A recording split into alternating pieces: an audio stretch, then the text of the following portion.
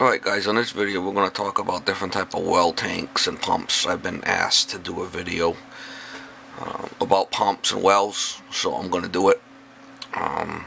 There's a couple of different kind. What I have here in the picture here is, when you have a well, okay, you need a pump and an expansion tank, a switch, a relief valve. And this is one setup here. This would be a one pipe system with the pump inside the house. This particular picture here is just a booster pump to bump up pressure, incoming water from like a street, and you want to boost it up. This would be a booster system that you'd have in a house. You always have a check valve here, and then you need the expansion tank. And I'm going to explain how the expansion tank works, what it does, what the pressure switch does, what the pump does, what the interaction compared to everything is. So this is one style here. You'd have a different style here. You either, on this type of jet pump here, you either have a one pipe or a two pipe going out. The one pipe at the bottom of the well would have a check valve, what they call a foot valve. So once you prime this, you'd prime this with water. Once this leg is primed, this pump will start to pump. Everything works off the pressure switch. There's 3 different type of pressure switches, and I'm going to go over that in a little bit. And I'm also going to go over how this tank works, what kind of pressure you need in this tank compared to the pressure switch in operation. But we'll get into that into the next picture. That's just basic operation. On this one here, you got a 2-pipe system. And what happens is down in the well over here, you have a Venturi system that the water circulates through this here, through the Venturi, and pulls the water up. That's what they call a Venturi. There's also a foot valve on the bottom of that. This well tank, is inside the house. Now there's also one that they call a submersible well, which is the most common. So over here you'd see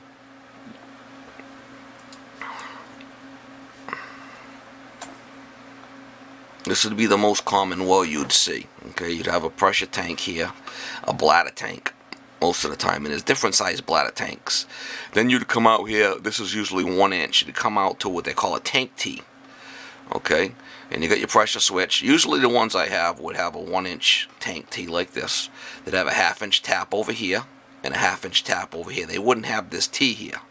And then there's 2 1/4 inch taps off the top. Okay, one would be for a pressure gauge, one would be for a pressure switch. And this pressure switch will operate the pump, that's the submersible pump that's down inside the well.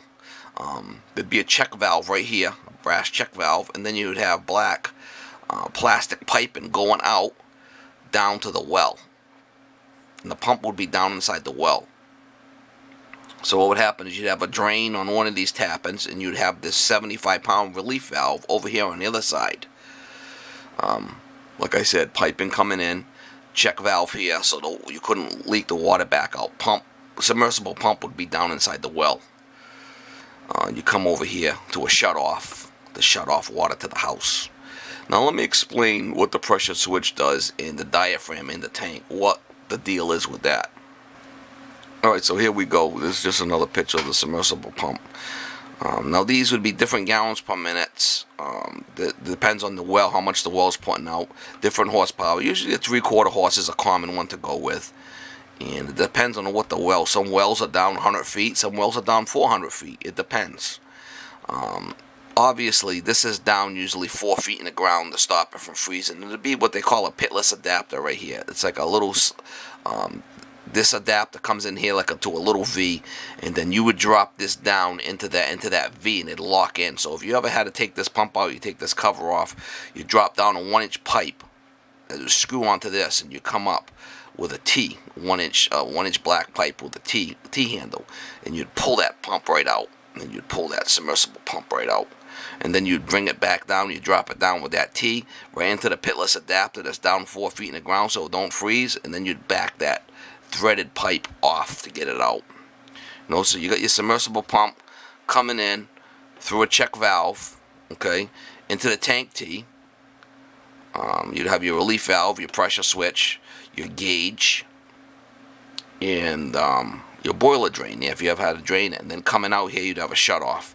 In this pressure tank, there's different size pressure tanks, but that's basically how a well works.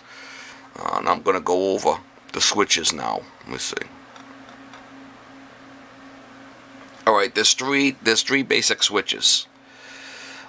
Say a 20-40 switch, a 30-50 switch, and a 40-60 switch. There's always that 20 psi glide, so we'll go with the 30-50 switch is the most common.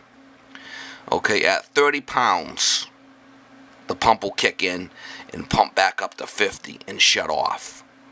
Now that's where the tank comes into effect. But that's the basic. So you got a 30-50 switch. At 30 pounds, the pump's going to kick in and pump back up to 50. So when the tank's at 50 pounds, the pump will be shut off. As you use water in the house, it'll drain down to the 30 pounds before the pump kicks in. Now let me explain that a little further now. This is basically what you have inside the diaphragm tank. You'd have your tank T here, and there's a rubber diaphragm, and there's pressure pushing down, the air pressure. So there's air on this side of the diaphragm tank, and then it'd be water on this side of the diaphragm tank. Now, for some reason, if this diaphragm breaks and the water gets inside where this air is, the tank's junk. As soon as you turn the water on to the house, the pump will kick in. It'll burn the pump out. This is what happens now. On a 30-50 switch, okay, when this is empty, there should be 29 pounds of pressure in this tank, empty. So at 29 pounds pressure, okay, at 30 pounds pressure, there's going to be a little bit of water in here. But it should be 1 pound less than the lowest setting. Okay, so here we go. Now we got a full tank. Okay, so you got 29 pounds in here, and you got 50 pounds of water pressure here. So what's going to happen is, when you open the faucet, the pump's going to be shut off at 50 pounds. It's going to push this water out. As you use the water, it's going to come out of here till it gets to the 30 pounds, and then the pump will kick in and pump the water back up. So what's happening is, the way this tank works is going to save your pump from turning on and off all the time. It prolongs short cycling of pumps. That's what the tank does. That's all the tank does. It's going to give you that 20 PS glide before the pump kicks in. Now, if this tank goes bad, as soon as you open the faucet, the pump's going to kick on. And it's going to burn out the pump and the switches, like in no time. Now, on this chart here, they got the drawdown of gallons. Usually a 14 tank. 14 is pretty common. And then you could go up with bigger tanks if you need it. What I would recommend, it depends on how many gallons per minute your well puts out. If you got a wimpy well, you're gonna need more capacity, drawdown capacity. But then with the 3 switches, that's the most common. Now, if you had a 20-40 switch, you could turn it into a 40-60 switch just by making adjustments in the switch. There's little adjustments where you can adjust things. So again, this is a different type of pump. The pump's in the house. The one we just talked about was a submersible pump, which is the most common. 1 pipe, 2 pipe. 1 pipe would be if it's a shallow well, you'd go with a 1 pipe system. If it's a deep well, you'd have to, if your pump's in the house, you'd have to go with the 2 pipe, which has a Venturi system on it, and they all have check valves on the bottom. Multiple vertical tanks. That's if you have a problem with your well. It's only pumping out 4 gallons a minute or something, and it's a wimpy well. Then you need the storage. Alright, here's another example of the tank pressure, how it works.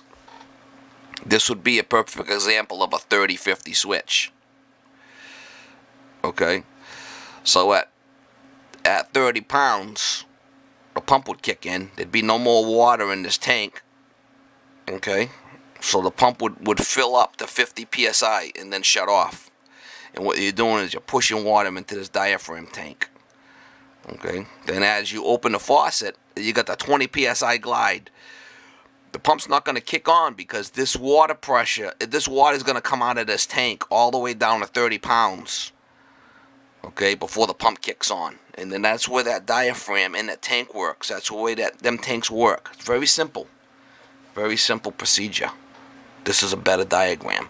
You know, on that 45 pounds, you'll see where, you know, you got less water in the tank, but the pump hasn't kicked in yet. The pump's not going to kick in until 30 pounds. That's why it's important to check the diaphragm pressure in this tank. Depends on the switch you're running. The low setting on the switch, 30-50, they say 1 pound below the pressure switch is what it should be set at for proper, you know, proper pump action, pump tank action. So if you got a 30-50 switch, you set this pressure with nothing in it at 29 pounds. A lot of these come preset for 30 pounds from the factory. There'll be a tag on the bottom of the tank that'll tell you what the factory setting of the pressure is. But it's good to get a digital tire gauge, one of those digital ones, to check it with no water in it, obviously. You want to have it drained out, the power shut off. Now, a well, most of them will be 220, like the submersible wells. Most of them are 220. Some of the well tanks, the well pumps that go inside are 110. It depends. The pressure switch is pretty common. You look at this pressure switch and you take this cover off. There's 2 sets of contacts. Obviously, you'd bring the 220 into one leg, and the other 220 into the other leg, and then you'd take, you know, one off one leg going out. 220's 2 110 legs is all it is. And this pressure. Now, sometimes this nipple will get full of rust and dirt and affect the operation. This is a little brass nipple right here that has to come out and be cleaned sometimes. But it's a pain to take this thing off. You got to take the wiring off this side, the wiring off that side, drain it all out, and back it off. But that's a common problem. This will fill up with rust because every time the pump kicks on, obviously you're pushing water up into this pressure switch. So if this gets rusty or any kind of sediment, you have a problem with the switch, the way it works. So usually it's going to be, you know, 100-pound PSI gauge here. You're going to be dealing with between, you know, somewhere between 30 and 50 pounds. If you went up to the 40-60 switch, 40 to 60 pounds. And again, you'd always have a check valve here, a brass check valve, so you wouldn't lose prime going back to that pump down in the well. Alright guys, this is what a pitless adapter looks like. Obviously this is like a V shaped. So the small V part would be going down the well. This would be, you know, attached here. So this pipe would be going into the house. Okay? And then this here is just where you would screw your 1-inch black pipe on there going out of the well with the T. And what you do is this goes down. Your well fittings hooked up to this, and this goes down to your submersible pump. So as you pull this up, it would come out of this V saddle. Okay, and you'll be able to pull the well right out. Now when you go put the submersible pump back in there, it slides right back into that V connection, and that makes a tight water connection right here for the submersible pump. That's a pitless adapter. And then that would be down, like I said, 4 feet in the ground or whatever, how deep you have to go for your frost line. Down south, you wouldn't have to go as deep, but up north here, we go down 4 feet. That's a pitless adapter. Here's another shot of a pitless adapter. Now, this will always be inside a 6-inch round black pipe, 6-inch steel pipe. So you'll see how this is concave for the shape of the pipe. And again, like this is the thick part of the V. And then the V down the bottom, so as you drop this in there, it can't go down because of the V. And then this is where you would screw your black pipe coming out of the well to a T, you know, just so you could pull this thing up. And this stays in the well, but this part will come up with the pump. It's a pitless adapter. You know, and then on this side, obviously, you'd screw a male adapter in there, male by bod, and then you'd run black. PVC, black polypropylene pipe into the house, 1 inch, over to the well tank. Alright guys, this is a perfect example of what a switch looks like, pressure switch looks like. Obviously the tapping would be on the bottom. You'd have your two wires going from here probably out to the well, and then your power coming in through a 2-pole switch up top. And then you got one leg here that's got a set of contacts, and you got another leg here that's got a set of contacts. So you'd bring your 220 in, one leg there, one leg here, power coming in, and as the switch made, it would send the 220 out these other two legs. That's how you do it. You got one set here. It's a double throw is what it is, double throw switch. And you could adjust the pressure through the settings here if you wanted it to come on at a higher pressure or lower pressure. There's settings. If you take this cover off, it tells you what one to work for the pressure differential. You could change the differential to 20 psi, and you could change the cut in and cut out pressure with these by turning these or backing these off. Pretty simple. Alright guys, this is a perfect example of tank T that I use. I see all the time. It's 1 inch. Obviously this will screw in. There's an elbow coming out of the bottom of the expansion tank. Okay, so you'd be coming in from the well through your check valve, which is brass, usually 1 inch. It's a check valve. You'd come in, you'd have a pressure gauge, 0 to 100. You would have your pressure switch here with this brass nipple. Probably like, that's quarter inch by 4 brass nipples, what we usually use. 75-pound relief valve. The biggest switch you're going to go with would be a 60, a 40-60.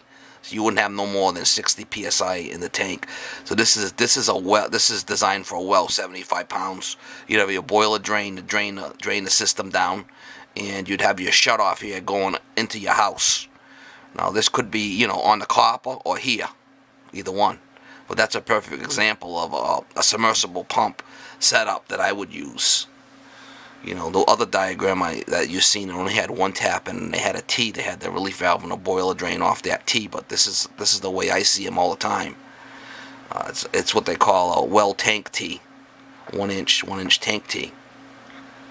Guys, on this setup, this is all stainless. This is pretty cool. I never used one of these. I always use the brass ones, but same deal. You got the tank T here. You got your pressure switch, gauge, boiler drain, relief valve. You'd be coming in from the well here. You'd have a check valve here, and you'd be going out here to the house with a shut off. This would be again for the submersible pump. You'd have the tank here for the diaphragm tank, which, you know, whatever the switch is set at, the low setting would give. You'd have to determine what you need for pressure in the tank for it to work properly. Alright, just another example of the pressure switch. Some of them come with this little lever on-off manual switch. I usually don't buy those, but you can get those, and you can see in this diagram here how it's a double throw switch. So obviously if you were going to run 110, you'd bring the 110 leg into here, you'd bring the hot lead into this one, and then the neutral into this one, and then off the motor, or off the pump, you'd bring the neutral into this side, and the hot into this side.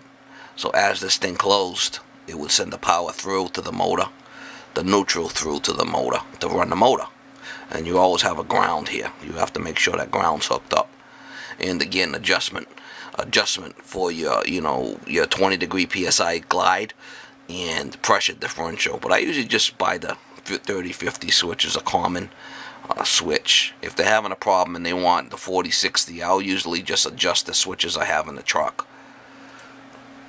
And on this here, you can see this has got the off start automatic, which is the manual switch, which I don't really see any need for that. I usually don't buy the ones with that lever. And here we go. It tells you here how to adjust it on here. See, number 1, turn nut 1 clockwise to raise, cut in, and off pressure. Okay, number 2 over here, the small one, turn nut 2 clockwise to raise, off pressure only. Okay, so by adjusting these screws here, you could play around with the switch pressures if you wanted to, which I don't think is probably a good idea. Like I said, this is a 2-pole switch. One leg's on this side, one leg's on that side. It can either be 110 or 115 or 230 volts. Either way, 2 poles, a 2-pole switch. So that's right on the cover. That little diagram's right on the cover. So This one here is a 4060 switch from the factory. Pump Troll, that's a good brand, Square D. Alright, here's a picture of what the relief valve looks like. 75 pounds is a standard. They do make a 100-pound relief valve for a well tank, but you have to make sure it's for the well tank. They make similar relief valves for tankless heaters, tankless water heaters, but the pressure is set at 125 for those. So these are special relief valves they use just for the tanks. Anything with a tank has to have a relief valve, obviously, in case the pressure switch malfunctions. This will open and save, tragedy. So 75 pounds is a common valve, relief valve, and it'll say right on a cup, it'll say right on a cap what the pressure relief is on it. And like I said, I've seen 75 and 100s. I always use the 75. That's all you need.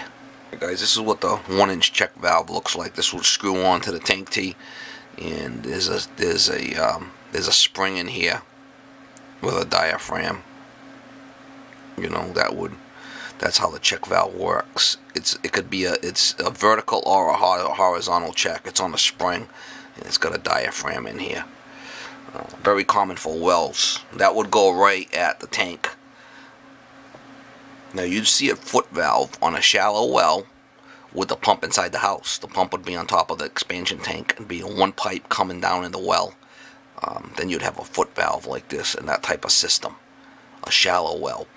Alright guys, this is what I said, a foot valve at the bottom of the well if the tank's inside the house. This is a check valve here on the spring. Again, this would be at the bottom of the shallow well. And the check valve, it's called a foot valve.